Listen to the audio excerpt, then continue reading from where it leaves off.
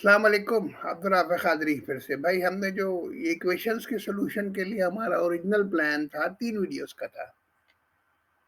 मगर जो simultaneous equation जो कॉम्प्लेक्स इक्वेशन है जिसमें एक से ज़्यादा वेरिएबल होते हैं, जिसको सॉल्व करने के लिए एक से ज़्यादा इक्वेशन चाहिए होती हैं, ये बड़ा टॉपिक है।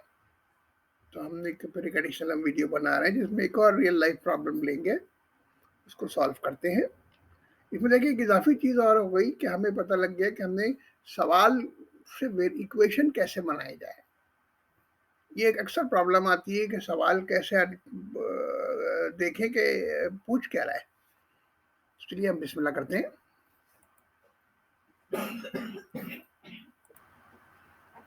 हाँ भाई, ये एक रियल लाइफ प्रॉब्लम है। मुर्गी की तस्वीर देख के कहीं आप ये ना समझे कि वो पुराना मुर्गी और अंडे वाला सवाल है कि पहले कौन आया। सवाल ये है कि भाई एक हमारा किसान है, उसके पास बहुत सारी मुर्गियां और बहुत सारे खरगोश हैं। एक दिन उसने गिनती की तो पता लगा कुछ टोटल 70 जानवर है, यानी सर गिन लिए ना उसने। और टांगे गिनी तो पता लगा कि 196 टांगे। भाई मुर्गे की 2 टांगे होती है, खरगोश की 4। बेचारा अपनी किसी वजह से जो है ना वो रिकॉर्ड उसका मिस हो गया कि इसमें मुर्गियां कितनी थी और खरगोश कितने। तो परेशान था, तो आपने उससे कहा ये कोई मसला ही नहीं, हम इसको साइमल्टेनियस इक्वेशन से सॉल्व कर देंगे। आपने कहा ये कोई मसला ही नहीं है, हम तो इसको साइमल्टेनियस इक्वेशन से सॉल्व कर देंगे ना भाई। चलो देखिए, इसमें हमने पता लग गया कि हमें 2 चीज़ें ना, फ़र्ज़ कीजिए हम ये कहते हैं कि जो मुर्गी है उसको हम एग कहते हैं और खरगोश रैबिट को आर कहते हैं। तो पुराना मेथड वही है, जो इक्वेशंस बनाए, उस दोनों में दोनों 2 वेरिएबल्स हैं। फिर एलिमिनेशन मेथड में क्रॉस मल्टीप्लिकेशन से एक वेरिएबल दोनों का इक्वल करके ड्रॉप करवा दें। तो अब नई इक्वेशन जो बनेगी सिंगल वेरिएबल की, वो सिंगल वेरिएबल से सॉल्व कीजिए। जो जवाब है उसको किसी भी एक ओरिजिनल इक्वेशन में रखिए, दूसरे का जवाब आ जाएगा। थ्योरी ना करें, जब हम रियल सवाल कर लेते हैं। तो भाई हमने कहा कि जो हेन है उसको हम एच कहेंगे और रबिट को आर कहेंगे। टोटल जानवर 7 हैं, इसका मतलब क्या हुआ, एच प्लस आर 70 हो गया। ये इक्वेशन 1 हो गई। अब मुर्गी की 2 टांगे होती हैं और खरगोश की 4 टांगे होती हैं। तो यानी मुर्गियों की तादाद को 2 से ज़रब दें और खरगोश की तादाद को 4 से ज़रब दें, तो टोटल टांगे 196 आ गई। Equation number 2। अब सिर्फ एक ही छोटा सा सवाल है कि एच और कितने मुर्गियां कितनी है, खरगोश कितने। तो वही मेथड क्रॉस मल्टीप्लिकेशन का। पहली इक्वेशन में एच 1 है, 1h है, और दूसरी इक्वेशन में 2h है। हम h एलिमिनेट कर रहे हैं पहले। आप चाहें तो पहले r भी एलिमिनेट कर सकते हैं। r के जो कोफिशिएंट है, इसमें पहली इक्वेशन में आपके r के साथ 1 है, जबकि दूसरी इक्वेशन में r के साथ 4 है, क्योंकि 4 टांगे होती है ना। तो खैर आपने पहली इक्वेशन h को एलिमिनेट किया, 1 और 2। दूसरी इक्वेशन के 2 को पहली इक्वेशन से मल्टीप्लाई कर दिया, पहली इक्वेशन के 1 को दूसरी से मल्टीप्लाई कर दिया, तो जवाब आया दूसरी इक्वेशन से। उसको हमने इक्वेशन नंबर 4 कहा और उसको -1 से मल्टीप्लाई कर दिया, वो इक्वेशन 5 हो गई। 3 और 5 इक्वेशंस को हम जमा कर रहे हैं। कैसे कर रहे हैं भाई, ये देखें। 2 डब्बों में सॉल्व हो गया। सबसे पहले हमने क्या किया, 2 मल्टीप्लाई हुए फर्स्ट इक्वेशन, तो ये बनी क्या, इक्वेशन नंबर 3 बन गई।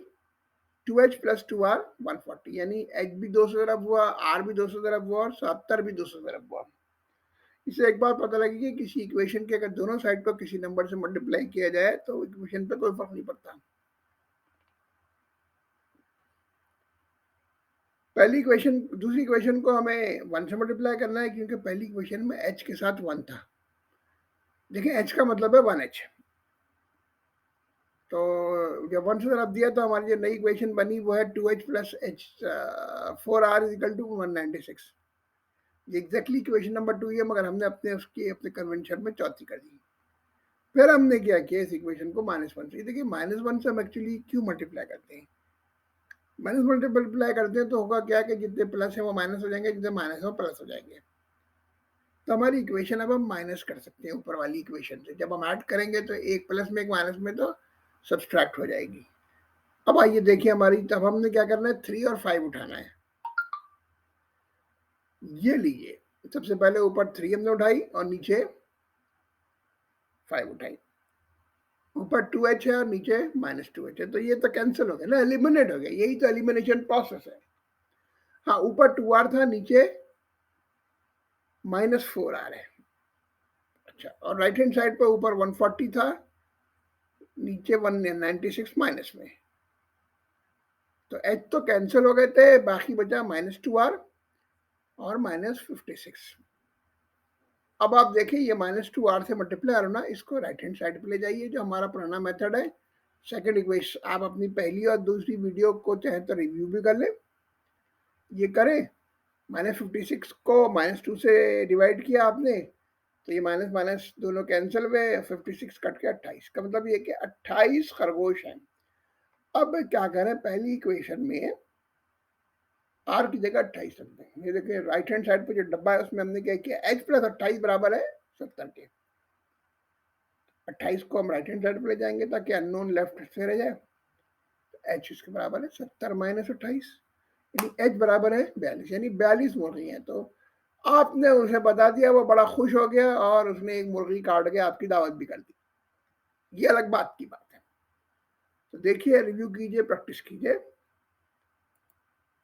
अब ये सवाल है भाई, आपको दो, पहला सवाल क्या है, पहला 2 नंबर मिले हुए थे आपको, 2 नंबर थे जिनको अगर जमा कर दें तो जवाब 14 आता है, और अगर पहले में से दूसरा निकाल दें तो 2 आता है। तो भाई 2 नंबर क्या है बताओ। सेकंड क्वेश्चन क्या है कि आपके पास कुछ पैसे थे, उसमें आपने 2 डिपॉजिट करवाए। एक बैंक में डाला वो डिपॉजिट ए हो गया, दूसरे बैंक में डाला डिपॉजिट बी। आपके पास टोटल 2,500 रुपए थे। पहला वाला बैंक आपको 10% मुनाफा दे रहा था, दूसरा वाला रिस्की था, 20% दे रहा था। अच्छा, आपको मुनाफा जो टोटल मिला वो 380 का मिला। तो बताओ ये कितने थे भाई, ए कितना था, बी कितना था। तीसरा,